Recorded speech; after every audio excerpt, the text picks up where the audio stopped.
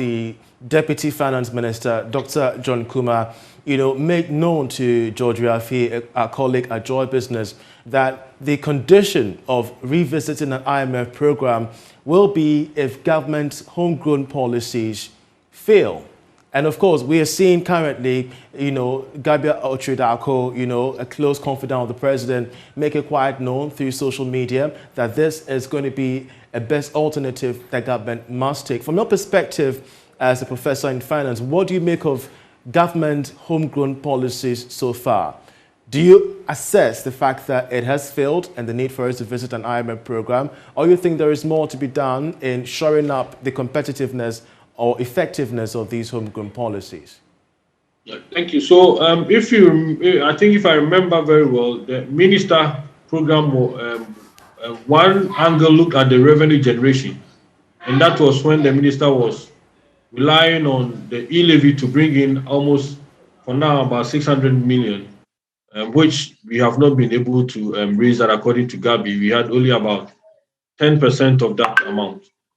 The second option of the plan by government was that government was going to reduce expenditure items by 20%. So the question that we asked ourselves is, what were the line items that government was going to reduce? Is it going to be salaries? Was it going to be interest payment? These two, which are difficult for government to touch.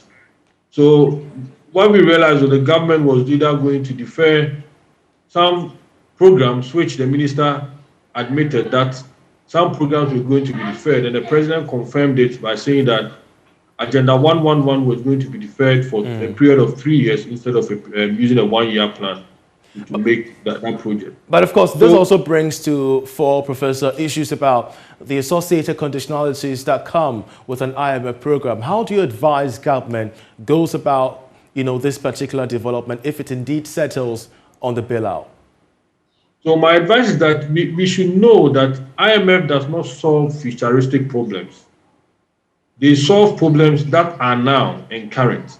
So now what the problem for government is that we need money to shore up our international reserves to sustain our currency.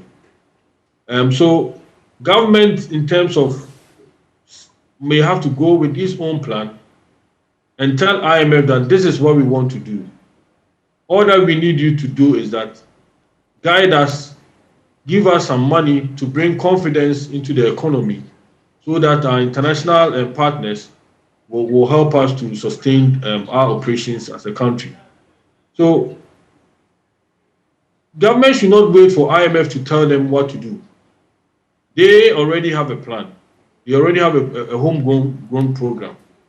They might have to polish it very well in such a way that it will be in a way that brings physical discipline, and then also reduce some unwarranted spending that will take us off gear or out of budget. In that case, IMF will just help us to monitor our budget. In the case of Kenya, similarly, that's what happened. Kenya went with its own program, its own budget, and then requested IMF to guide them in terms of giving them advice, and the IMF gave them $2.34 billion for a 36 months program. Government may also, already we have a program running. Indeed, indeed. We just need to take our program to them and tell them that this is what we want to do. And let's see how things play out. Unfortunately, we could have this discussion, but we're pressed for time. But we're grateful for your submission, Professor Williams Kwesi Pepra, an associate professor of finance at the Andrews University Business School in the United States of America. We shall also keep an eye on development at Circle, where the Arise Ghana demonstration is currently brewing, to give you updates in our subsequent bulletins. But that'll be it for Business Live.